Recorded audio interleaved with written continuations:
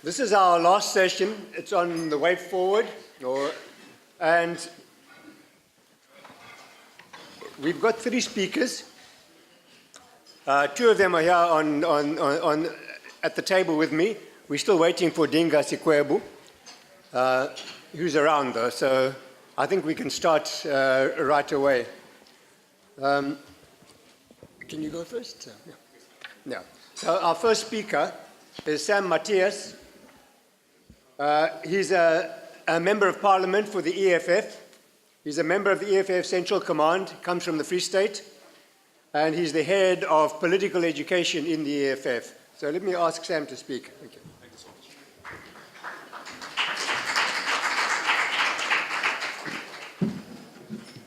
much. Well, thanks, John. And let me take this opportunity to greet all comrades and fighters in the House. Look, it would not be appropriate, after having listened to the echoes of distress and outcries for solution from all speakers who spoke, including members of the panel who spoke before us, to be speaking and to be making these points seated. It would be difficult to take that approach because we have to respond to the challenges that faces the left in the country. And as we respond to those, we have to identify them. And we can't do so sitting down.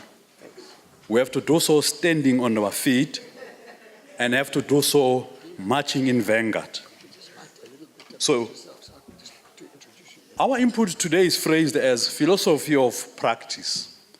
What is the future of the left or the agenda for the left in South Africa in global context?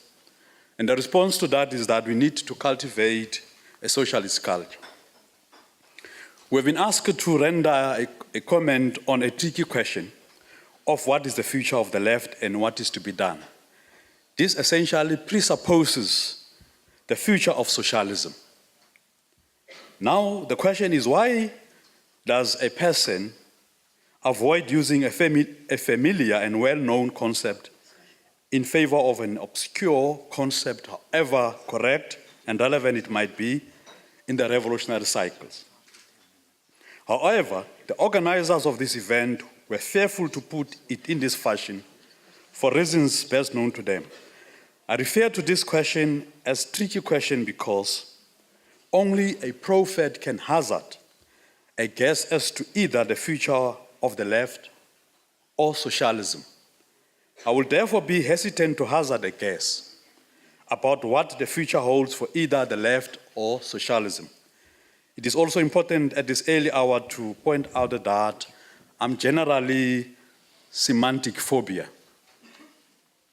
Therefore, in the light of the above, I would prefer to make things easier by simply referring to socialism rather than creating a conceptual confusion about the left versus socialism. The reason being, when the Soviet Union collapsed, I do not remember the then intellectual giants of the revolution, such as Harry Gwala, Joe Slovo, Paulo Jordan, amongst others, making any reference to the collapse or failure of the left. But in the aftermath of the collapse of the Soviet Union, the question that gripped the minds of the revolutionaries was whether socialism has failed. But the question of whether the left has failed never arose. And the reason why, I leave it to your own imagination. Now, returning to the question as alluded to above, as to what is the future of socialism, I will then proceed to take refuge in the wisdom of one of the great sons of Africa, Comrade Krizani. Let me then invite Krizani, the Secretary General of the SACP, to come and share his views on the subject matter. I don't think there is anyone who is best suited to answer this question better than Krizani. This question arises at a time when socialism faces its worst ideological and legitimacy crisis in the world. While the question may arise as to whether in contemporary period there is any ideology that is more resilient and durable than capitalism, the evidence suggests otherwise.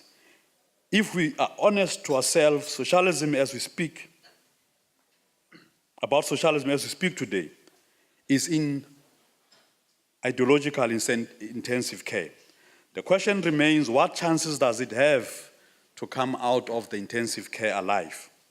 This can even better be deduced from the manner in which the question has been framed. That is, what is the future of the left? We're even afraid to talk openly about socialism. We're still under democracy. While even under apartheid, we were never ashamed to talk openly about socialism. Why today is this the case? The answer is neither here nor there. Therefore, in our view, this gathering itself is an admission that socialism faces its worst crisis in history, from its high point to its lower point.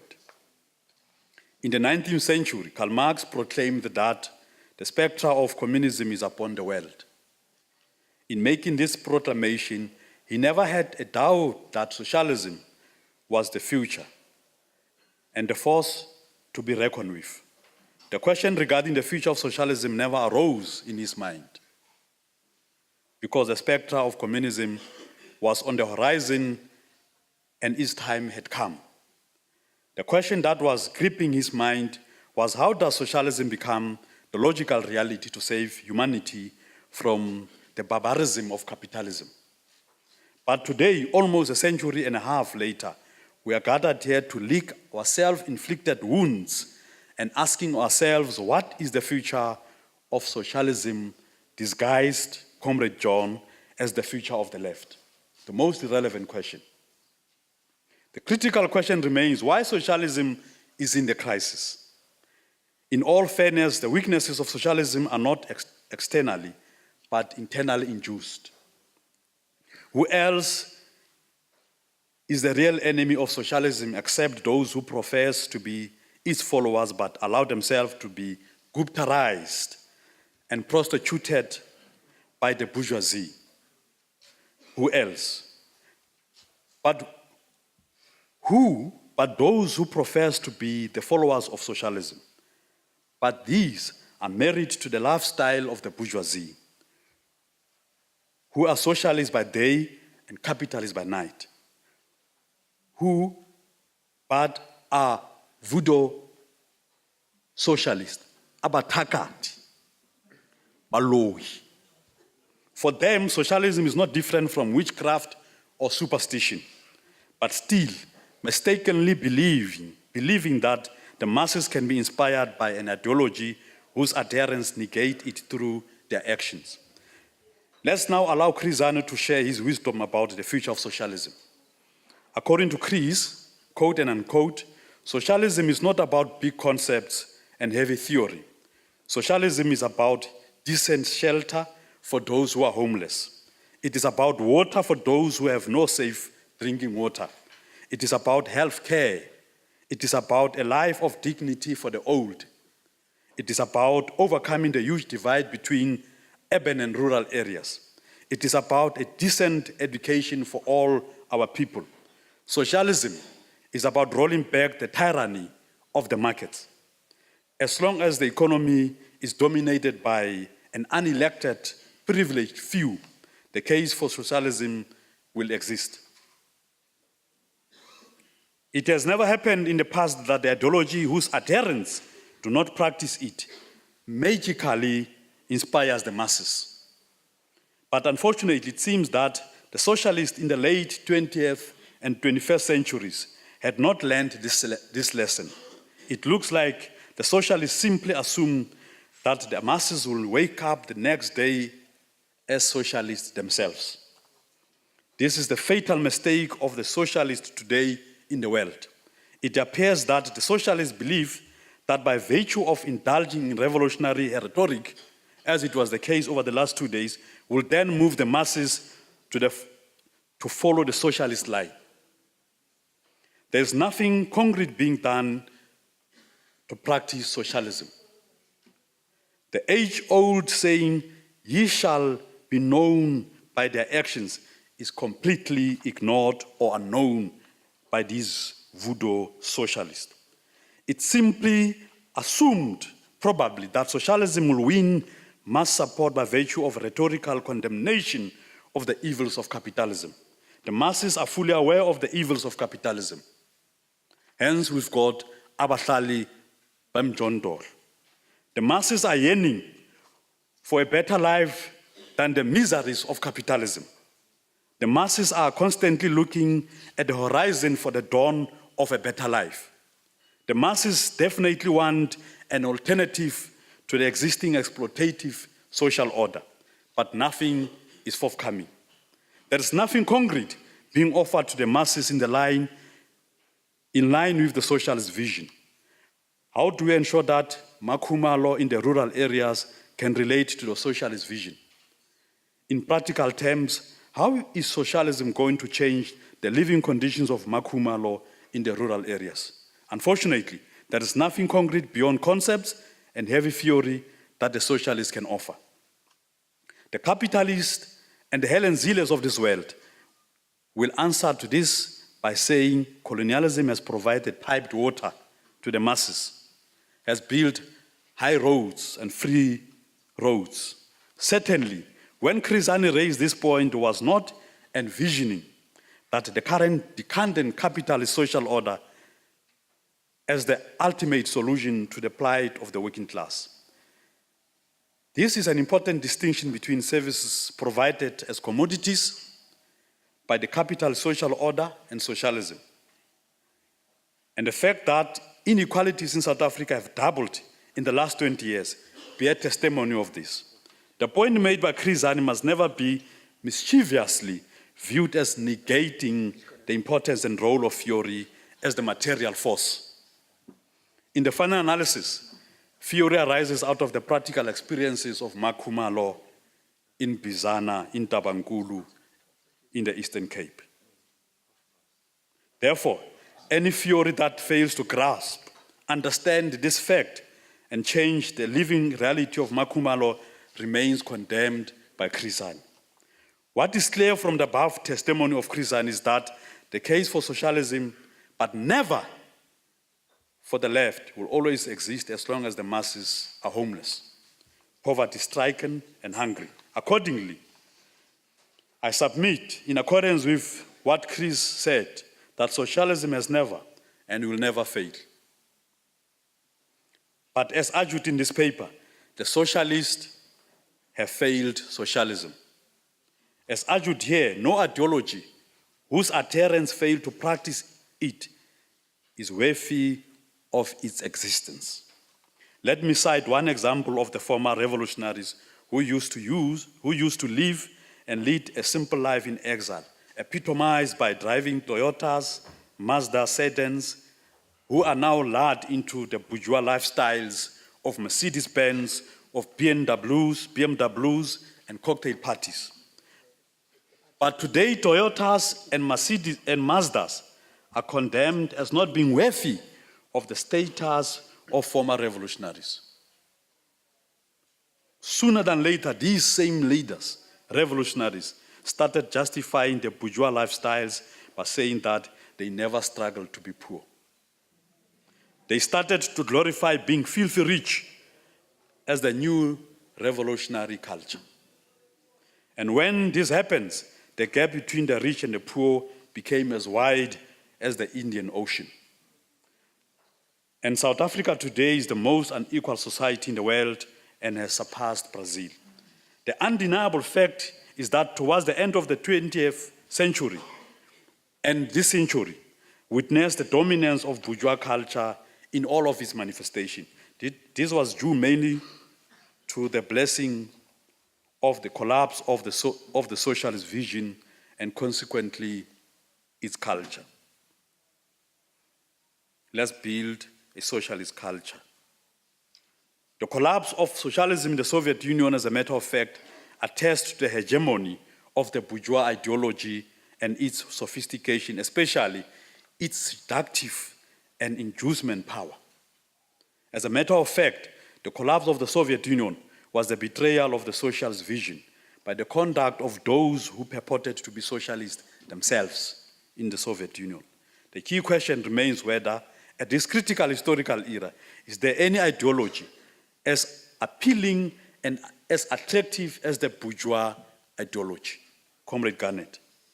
In view of the fact that even those who are critical of it are not found wanting in enjoying its benefits, the glare and the glamour of the world are the outcome of the bourgeois ideology. The bourgeoisie, or rather the bourgeois ideology, set the tone for every step of the human evolution from birth to death. And at this historical juncture, any meaningful challenge to its dominance has withered away, notwithstanding the presence of some pockets of socialism, which poses a remote threat. Therefore, capitalism at this historical juncture remains pervasive in all facets of society. It is a philosophical system that promotes the spirit of individualism and private ownership. At its core is greed and self-enrichment. And the question remains as to whether there is on the horizon the possibility of the emergence of any counter-philosophy to capitalism. In South African context, there are socialist voices on the margins that keep shouting the alternative vision to capitalism. However, they are so minute that are crowded by the bourgeois voices. This raises the fundamental question as to whether those advocating the socialist vision in South Africa have the strategy that can be employed to grow the socialist culture. It is contested that none is visible on the horizon to pose as a real challenge to the capitalist philosophy and way of life. The party of communism in South Africa has been absorbed into a bourgeois culture. They talk left but walk right. Their role is to ideologically fool the masses about the specter of communism that is about to happen, while acting as a lever in the hands of the capitalists to entrench capitalism. Vera, a political commentator, is correct in characterizing this breed of communists as bourgeois communists because they live and act like capitalists while occasionally singing the praises of socialism to fool the masses. It is only now that the capitalists realize that the alliance between the ANC and the SACP that used to be the bogeyman in the past is actually a blessing to capitalism.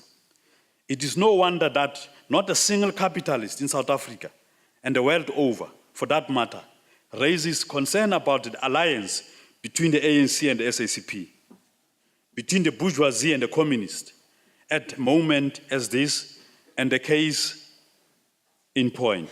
It is because the alliance is serving the capitalist agenda very well and pleasantly so. The dominance of capitalism does not suggest that it cannot be challenged. I want to put that across in any way. How can this be done? This can be achieved by growing the socialist culture in a practical way. It's a fact that majority of the people, due to massive illiteracy, cannot relate to an abstract concept of socialism. It is through making socialism a practical reality that the masses will experience the aha moment. All great philosophers since the time immemorial grew in strength because their proponents lived and practiced those philosophies. Capitalism is powerful today because its adherents and non-adherents live and practice it. The capitalists do not merely theorize, write and talk about the virtues of capitalism. They live and practice it every second and minute of the day. On the other hand, one sees those who are supposed to challenge the dominance of capital excelling in the excesses of capitalism. The question is, who excels in the excesses of capital between the chief of communism enjoying high life in the 1 million BMW that he cannot afford without the benefit of the bourgeois ministerial handbook and the captain and the kickbacks from the captains of the industry. This illustrates that practice is key in growing the socialist culture. Who else must believe that there is hope in socialism and socialism is the future? When the communist in chief harbors bourgeois aspirations. The importance. 5 minutes. The importance of practicing what one preaches is becoming crystal clear.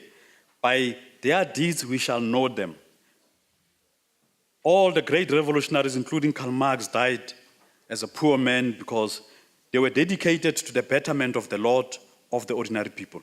Can this be said of the latter-day communists who are pseudo-Marxists, while purporting to be the disciples of Marx?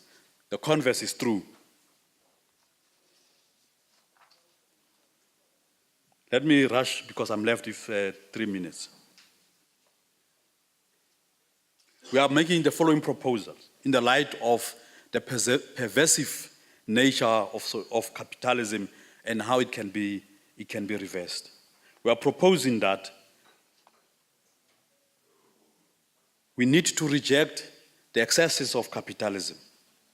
We need to reject those who sound revolutionary whilst harboring bourgeois aspirations, who uses radical left rhetoric to lie and to mislead our people. We are proposing that, therefore, a true revolutionary should always be guided by the socialist and revolutionary principles as narrated in this paper. A true revolutionary will never aspire to bourgeois lifestyle because that is a negation of advancing the cause for the common good of all. The reason is simple, is that true revolutionary is always fighting for the common good of the people and the community that he serves, and not for the self-advancement.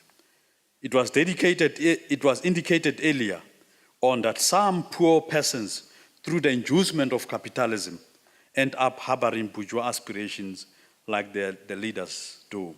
The worst case is that they wish that when they die one day, they will be buried in expensive casket that they can ill afford, while on the other hand, leaving their children to die from hunger. It is no wonder that the so-called revolutionaries are prisoners of capital. They are at the mercy of capital and have lost any semblance of being revolutionary. They live in fear of defending revolutionary principle lest they offend the master of patronage and thereby risking losing their jobs, tenders, and ultimately their artificial lifestyle. In conclusion, 1, the reality is we live in a world dominated by capitalism and its hegemony and culture. 2, the working class are unable to challenge this hegemony, partly because they harbor bourgeois aspiration. 3, the socialist culture can be nurtured through the practice of principles such as sacrifice, humility, love for the people, and simplicity amongst others. 4, a true revolutionary will never aspire for bourgeois lifestyle. 5, a true revolutionary, through practical revolutionary practice, will negate the capitalist hegemony and cultivate a socialist culture. My parting shot on the question of the future of socialism takes its cue from the opening statement as thus, unless the left takes it upon themselves to cultivate the socialist culture, as clearly argued in this paper, then forget it. The best thing to do is to close shop. Lastly, the unity of the left is the only material force that will ensure and maintain the revolutionary character of the left forces and guarantee the hegemony of socialism. As I make the last point, Comrade John, Mzala Nxumalo makes this point in his paper, Cooking the Rice Inside the Pot, a historical call in our lifetime. Borrowing from Lenin, Mzala retorts and says, quote and unquote, "It is not enough to call ourselves the vanguard contingent. We must act in such a way that all other contingents recognizes and are obliged to admit that we are not tailing behind semi-spontaneous mass upsurges, but are marching in the vanguard. Long live the spirit of Mzala Nxumalo, long live. Thank you so much. You pretty well kept your time, and I appreciate that. Thank you. That's because I told you 3 minutes left when in fact there were 5, you know, so.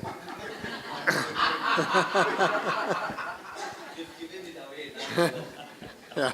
But the others, I'm also going to keep you to time. You know, the person who's doing the wrap-up and conclusion today, Richard Pitthouse, has to go to the airport, and so he's got to leave here at 1:45. So I want to try and finish this session here by 1:30, okay? And possibly there'll be a couple of questions, you know, afterwards, yeah. Okay, our next speaker then is Dinga Sikwebu. And Dinga is the co-director of the Chisimani Centre for Activist Education. And he has been the head of NUMSA's education for 25 years. So I'll ask Dinga to speak. Amandla. Amandla. Thank you, John. Makabane, into yokuqala endifuna ukuyenza, the first thing is to thank the Mzala Nxumalo Centre for the invitation and say that in my memory, this is the last conference of socialist forces in South Africa was held in 1995 at Shaft 17. So this is, since then, the first conference where people who call themselves as the left are coming together. And I think this is important because one of the tasks for the center to take forward the work done over these 3 days will be to reflect why the 1995 conference of the left yielded no results. The second thing that I want to say as an introduction is to repeat what I said to Mzala's daughter, Balindelwe, yesterday, that in the 1980s, I did read Mzala's articles in the African Communist, either written as Mzala or as Sisa Majola. And I said to her, unfortunately, I didn't agree with your father, because some of us who believed in a more independent workers' movement felt that his criticism of what he called workerism was a caricature. But in 1990, with the unbanning, and when I realized that someone called Mzala really existed in person, I was overjoyed.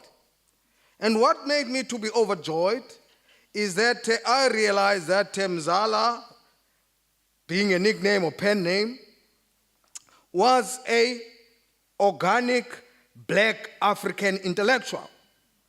Because when we're reading the African Communist, we read about articles written by people called R.S. Nyameka, we read about Sol Dubula, we read about ANC Kumalo. And when the unbanning happened, we were waiting for these great intellectuals of our movement to come back. What did we realize? R.S. Nyameka was Ray Simon. Sol Dubula was Joe Slovo. And ANC Kumalo was Ronnie Casseros. Now, I have great respect for these leaders. But we had a question. How is it that a great movement, broadly speaking, has been unable to develop a large layer of black African organic intellectuals that lived together with the masses, that spoke the language of the masses, that understood the tempo of the struggle? And I think the second task in my introductory remark from Mzala Centre is to pose this as a research question. How is that we are unable today to produce Abu Mzala? It's a contemporary question, and it is a historical question. It may be that the politics that dominate in our organization the organizational cultures in our organizations have a repelling, ziyapusha, people who have an aspiration to be organic intellectuals, people who can write, talk, reflect on our struggles. It may be, comrades, that ingangeni nje impuku emngxunyeni kukho ikati ehleli phezu komngxuma. The mice are unable to get into the hole because our politics are like the cat that's repelling some of these organic intellectuals. Now, this is not to pass any judgment, because we're involved in a struggle that is important, that requires that we understand that what we are struggling against and what we're going to replace it about. And that requires what I call organic intellectuals. And that, I think, is an important task for the center. Now, comrades, so that I keep to the time, I've been asked to talk about the agenda of the left in South Africa. The agenda of the left in South Africa. In the previous session, some comment was made that there is no left, maybe there's no left in South Africa. Now, I think that there is a left in South Africa. However, the problems are, if you think about people who are struggling in other parts of the world, and they come to South Africa, and they see people who are fighting in the streets. When they come to South Africa, and they hear people who speak on the radio,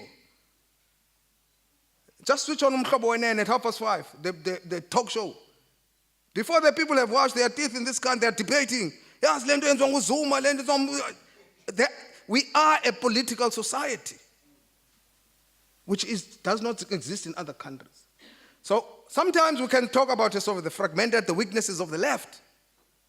But I think it is important that we appreciate that there is something called the left in South Africa. And without going into, John, into the discussion paper that was sent, I think that it is important that we have what I call an expanded definition of who the left is. I don't think that to talk about the left historically as those who were sort of inspired by Marxism, Leninism, or even those who were sort of social democratic. For me, an expanded view of the left, it's all those people who are fighting against the system. And that if we narrow our definition just in terms of Marxism, Leninism, or social democracy, we are excluding a range of social forces who may not have been inspired by these historical traditions. And in the case of the global South, we will be excluding people who've been inspired by revolutionary nationalism. We'll be excluding people who come from a black radical tradition. We will be excluding people who've been inspired by liberation theology, who are anti-systemic. And therefore, without making a big issue about this, that I prefer us to talk about what I call an anti-systemic movement, which is a movement. So the left, comrades, abahlali basemjondolo are part of the left. The unions that are fighting are part of the left. My union, NUMSA, is part of the left. Although we were expelled and dismissed from COSATU, COSATU is part of the left, comrades. My disagreement and my suspension from the Communist Party doesn't mean that in Communist Party there are no left people or that the Communist Party is not left, comrades. And it is important that we recognize that when we talk about the left, an anti-systemic movement, the EFF, iphuma personally in Ayoma, comrade, it's part of the left. And I think that when we talk about this, it's important that we recognize ourselves as a family. Lots of energy are spent on us fighting each other. Many energies are spent fighting about who's left than the other one. The fees must fall movement. The students who are fighting at universities, because they are raising what I call anti-systemic demands, I regard them as the candidates for the left. They are part of the left forces in this country. And we've got to find a way of talking to each other, fashioning a program, and being able to march together. Otherwise, we will be in an internal civil war while the right is gaining the upper hand. And the task is to unite all left forces in this country.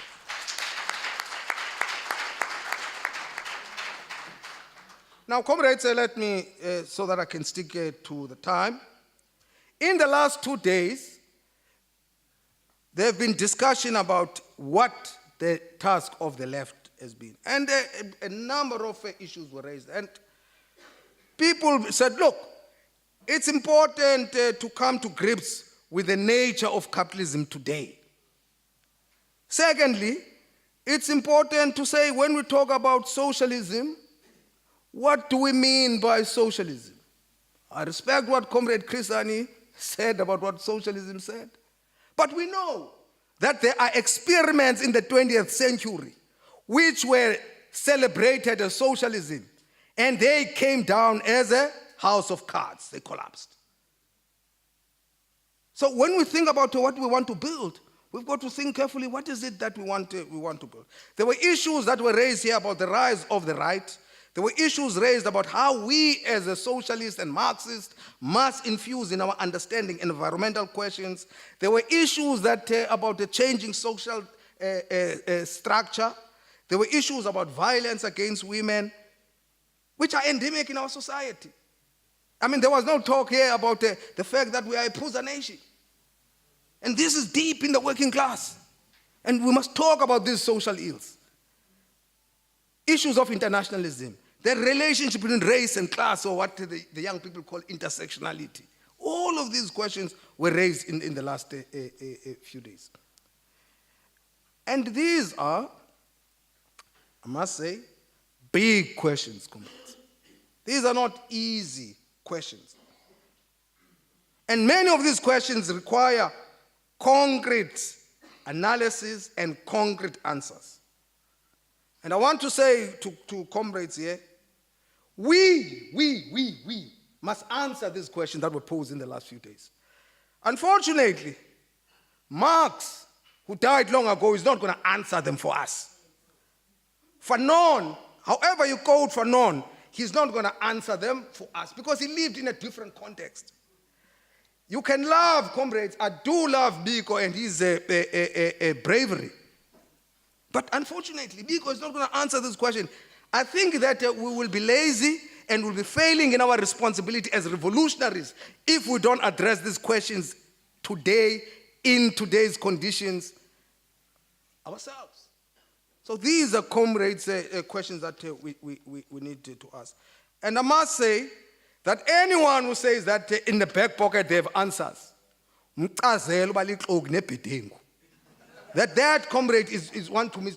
Someone who says I have answers, there's somewhere in or someone who's going to say, look, one quote of what Marx said in 1848 solves the questions in 2017. Say, comrade, please, man, please, we are involved in a serious struggle here. Down with Google Marxism. Down with Google Marxism. We are involved in a serious struggle there. Now, comrades, my view is that we've got to approach this task with humility. We must approach this task with humility. This idea that we have the answers. We must also tone our theory. You know, you ascribe to your theory what I call predictive power. That's not Marxism. If you're a Marxist, that's Sangoma Marxism. You are a fortune teller, you can precisely tell what's going to happen.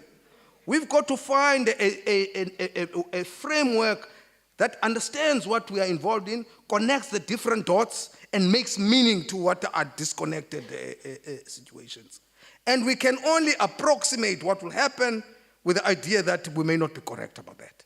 And that is important because the minute you think that you're like a sangoma and you can predict, then you are in for big surprises. The last thing, before I put the ground rules, John, the last thing I want to say is that the search for all these big questions,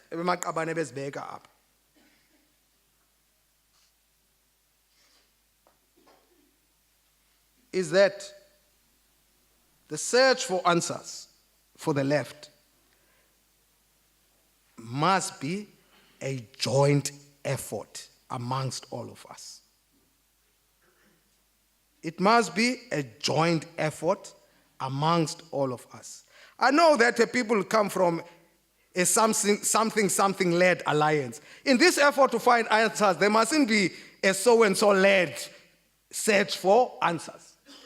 Because we come from different angles, we have a certain vantage points, and we've got to try and find solutions to this. And therefore, the search for answers is a collaborative approach. The search, we have got to have some minimum agreement.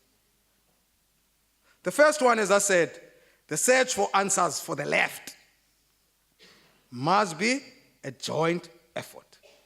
Number two, xa sifuna ezimpendulo maqabane. This is not just an academic exercise or into yamantelegusha abantu abafunda abane English enkulu. This is not an exercise, fake repeat English. The search for answers must be found in struggles that are ongoing now. So when Usbu was here talking about the need to connect umzabalazo wabahlali basemjondolo nomzabalazo wabafundi nomzabalazo wabasebenzi, that is part of the search. So the call that has been made that on the 26th, when abahlali are marching, it will be nice to see the students joining that march. This is not just an act of solidarity, just giving abahlali. It's part of searching for solutions for the left.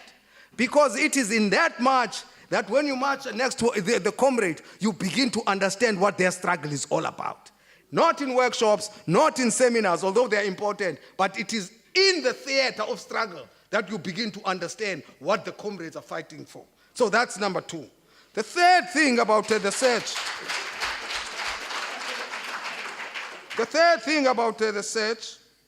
as I said, is that, comrades, we must broaden our understanding of what we mean by politics. Because today's politics have become associated with participation in elections, state institutions, maybe campaigns. And I think that what we've got to do is that by politics, we must go over what sometimes we see or what is in the public sphere, to also talk about what is happening in the private sphere, what happens in our homes, what happens within our family institutions. But also, I think that the comrade Busisi was talking about here is that the issue of politics being about bread and butter issues, about hunger. One of the things that I've learned in the last few years is that because of the levels of unemployment in this country, because of the levels of poverty in this country, if as the left we don't put at the center the question of people's hunger, then our people will remain imisila, appendages to other agendas. We as the left must put the question of hunger at the center, and that is part of redefining the politics. Number four,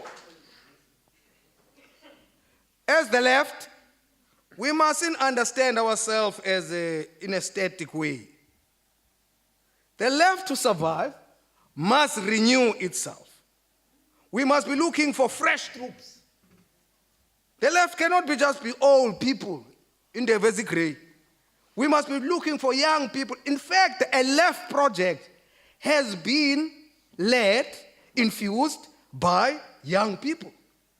And therefore, the challenge to the sort of old left is how do we ensure that the energies that we see with our young people in this country, not just in Fees Must Fall, in the rap groups, in the poetry groups, in the townships, become part of an anti-capitalist politics.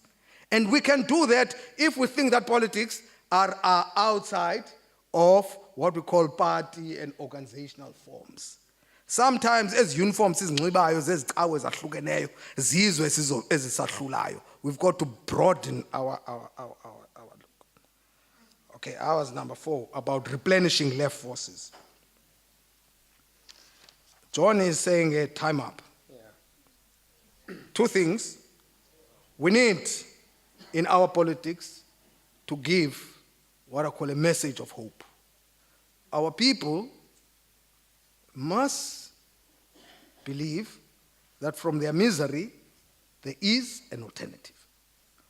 Even if it's sketches of what we want to fight for, the Corbyn example has shown how, if you have a program that concretely puts on the agenda concrete demands of people, what is going to change in their lives. That message of hope is important for.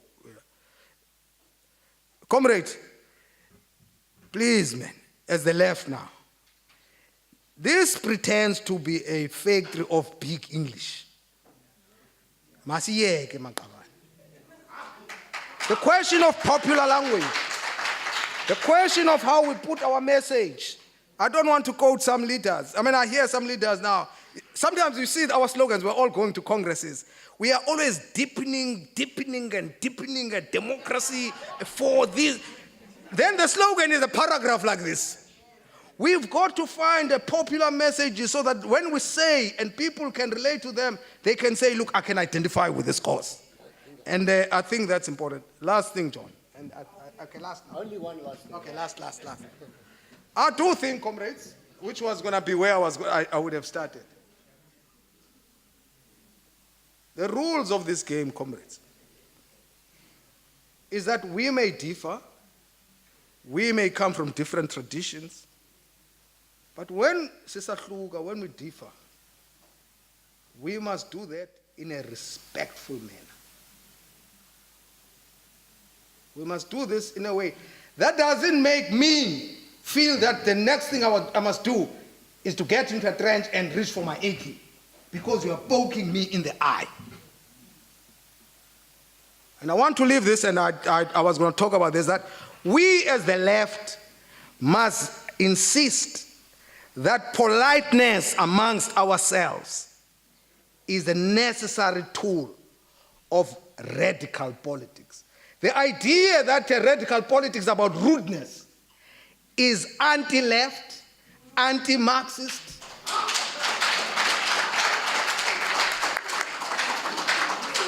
And if I had more time, I would quote some why, for instance, the anti-capitalist left and the working class movement adopted what is called politeness. Not the politeness which my mother said, look, myself, good manners. I talk where you disagree with a person without that person feeling small. Or what Etienne Baliba called political civility. This was important in the rise of capitalist modernity because in the past, the authoritarian leaders used to shout, they used to insult people. And the idea of politics that are rooted in politeness was part of the radical project. I think the inheritance of what I call Western Marxism, polemics, where you poke each other in the eye, has become dominant within the South African left. And I always say to people, when you read Lenin, maybe Lenin wrote it in this way because when he was in exile in Vienna, they had no central heating and he had to warm up the room. This is Africa and we are debating under African sunny skies. Please lower your voice so that we can agree. I wanted to stop you. I should have stopped you in the middle of this last thing, the last point, but it was a very important point. So I think we needed to hear it. Yeah. Our last speaker here is Mzala Malika. He's head of policy and political education at the SACP, and he's the third educator in a row, by the way. The first one was head of education in the EFF. Second one, long-time head of education in NUMSA, and now we have the head of education in political education in the SACP. I just want to start by telling a small story of my experience. I went to an institution of higher learning called now Vaal University of Technology. And when we were on that campus, the university rector, for some reason, they decided to shut down a room of somebody who served in the National Executive Committee of PASMA at the time, Owen Ndlovu. Those who might be in the PAC might know him. He works actually even now at the PAC head office. And after this action had taken place, we gave him a place to sleep. So he slept in my room. And the following morning, I staged a hawk in at the rector's office to say that this can't happen. And the rector said to us that, but you are from SASCO. I'm shutting down the room of your opponent. You must be very happy. And he said to the rector, well, if you do that to him, I don't have a guarantee what you're going to do to me. The issue is, I want to defeat him politically through the ideas. Open his room.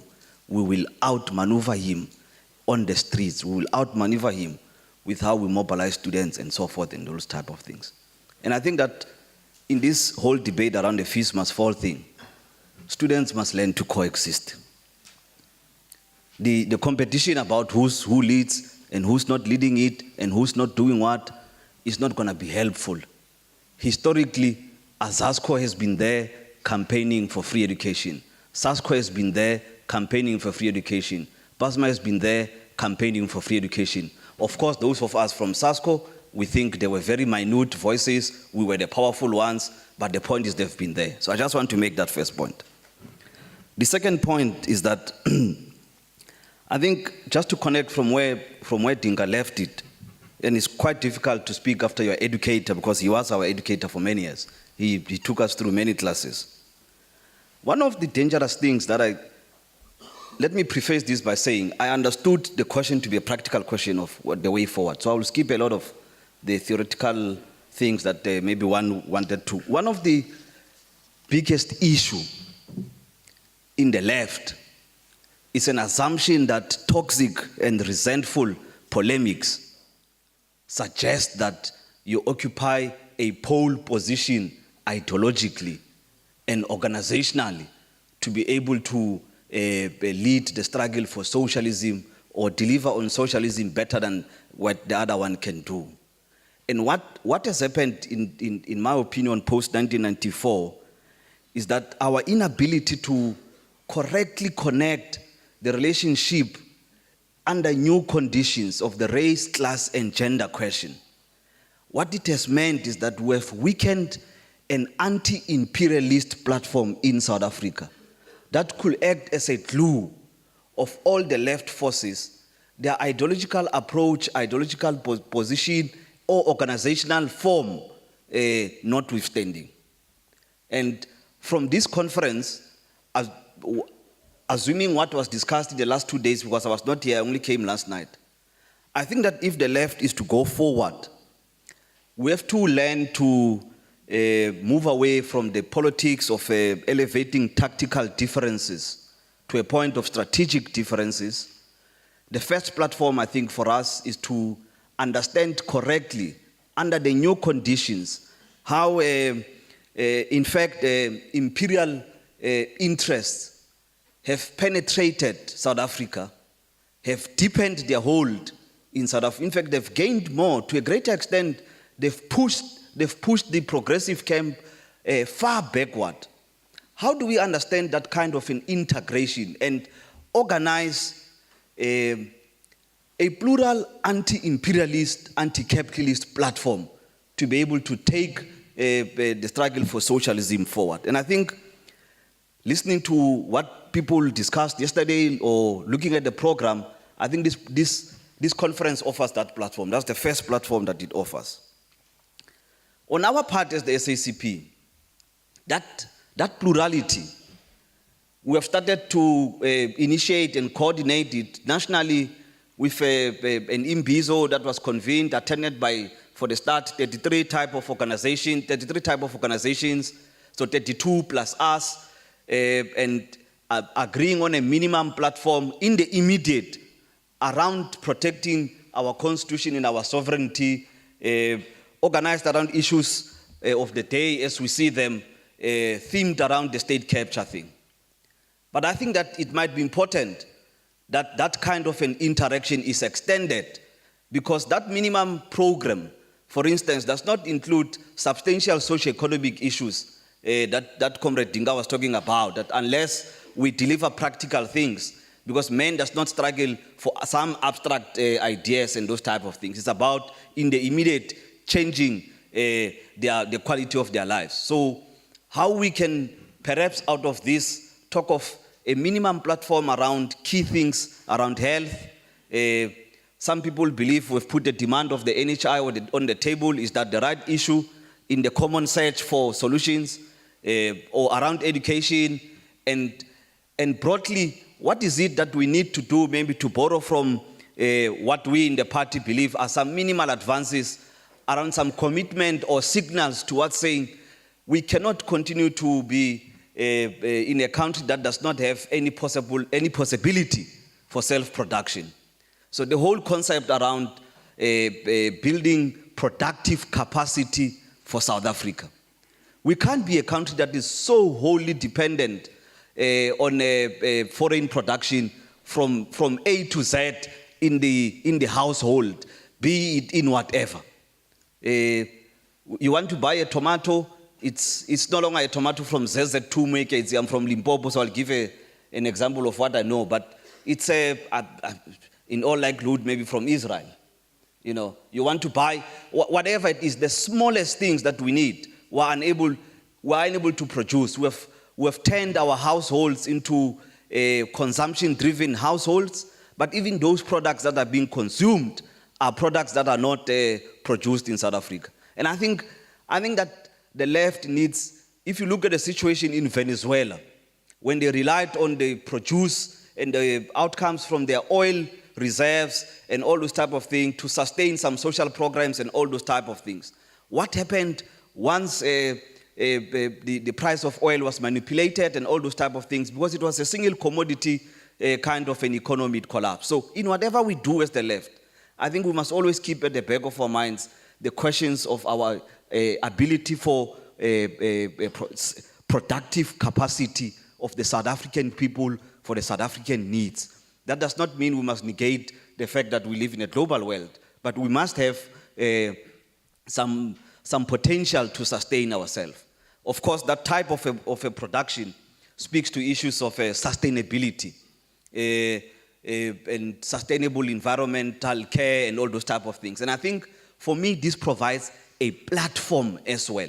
You know, what happens in our villages? What happens in our townships? People are exposed to the most deteriorated environmental living conditions that you have ever seen. And therein is a practical thing that we can unite around to start working together.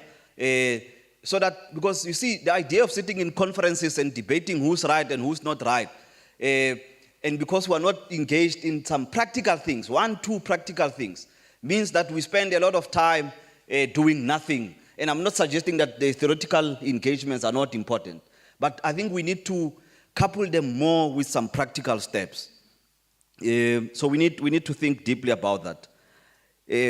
Comrade Dingas talked about something about renewing the left. I'd put here that in everything that we must do as the left, we must not make the mistake of assuming that spontaneity amongst the masses will deliver socialism. We need a thoroughgoing political education program. There is an intense struggle we need to launch together, collectively, in the battle of ideas. What is it that our people consume every day when they switch on their television sets? What is it that our people consume every day when they open a newspaper? Are there some alternatives that we offer as the left, Comrade Sam, in the whole notion of the point we're making here about popularizing socialism and all those type of things?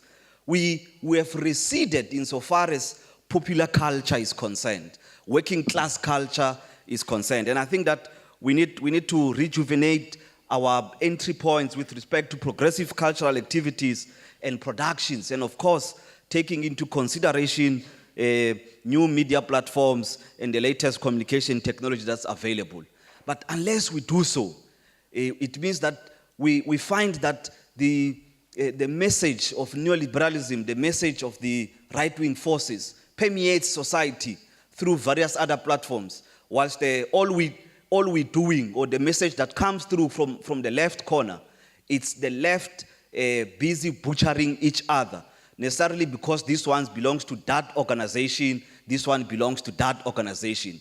I think it's fine that we belong to organizations, but we need to find some sense of maturity within the left politics about a left agenda.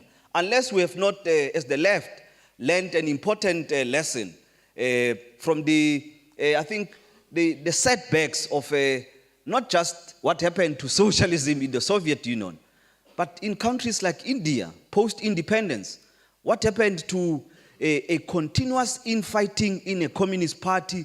It led to numerous splits of the Communist Party in many other formats that I think they have even lost track. But the bottom line is that with those type of splits, what you have seen in India was the rise of a right-wing agenda.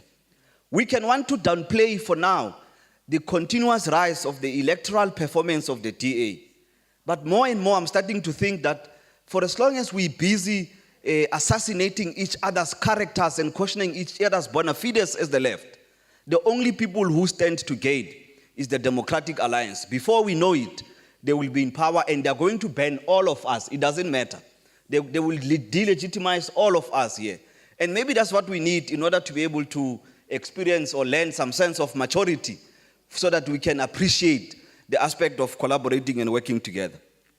I've put here, and I must not be misconstrued that I'm saying the DA must win. I'm just speaking about it just in passing. I'd put here a question that we've got an opportunity, given the deepening patriarchal relations in South African society, in order for us maybe to find a common program as the left both in political formations and even those who do not consider their formations to be political. But it's time that we do something about the skewed gender power relations in favor of men. It's time that we must reclaim our streets for our children to enjoy the benefit that we enjoyed, to play safely in our street without any fear and benefit from an interaction with other kids. But we can't have a society that lives in so much fear. Women, children, and the most vulnerable that lives in so much fear, and yet the left, all we're doing is we're busy questioning who is best placed to deliver socialism. You will not deliver socialism with women who do not have freedom, who do not have space, and where they feel safe is when they're confined into their private spaces. And I think that if we look at the model that the speaker from Abahlali was talking about here earlier in the morning, where there was a possibility to correlate forces in the community and build maximum unity around the issue of crime, we can think of replicating a similar model. I'm not saying it will work everywhere, but there is an example that at the macro level, when you unite, we can be able to achieve more. John, I can see the hand moving. Okay, I've spoken a bit about the environmental justice struggle that I think unites us. The crisis of water that we've had recently, I think should be saying to everyone here that we do not have the luxury of playing around in some resentful polemic around these issues.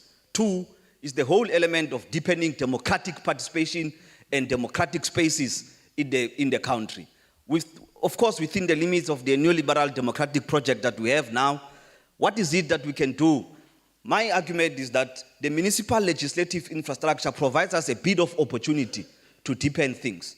And we're not using that space as the left.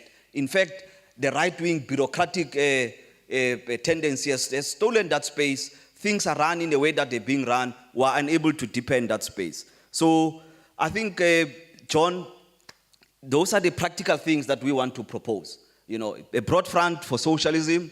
That broad front must do what Comrade Dinga is talking about, collectively searching for solutions. We must not approach the front with the idea that we know more.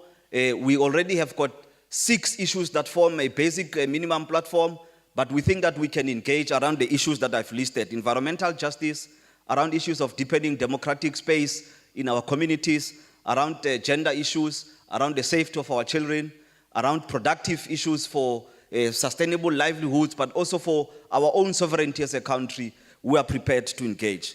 What we must remember, comrades, is that, as the Chinese put it, paraphrasing what Marx said, practice is the sole criterion of the truth.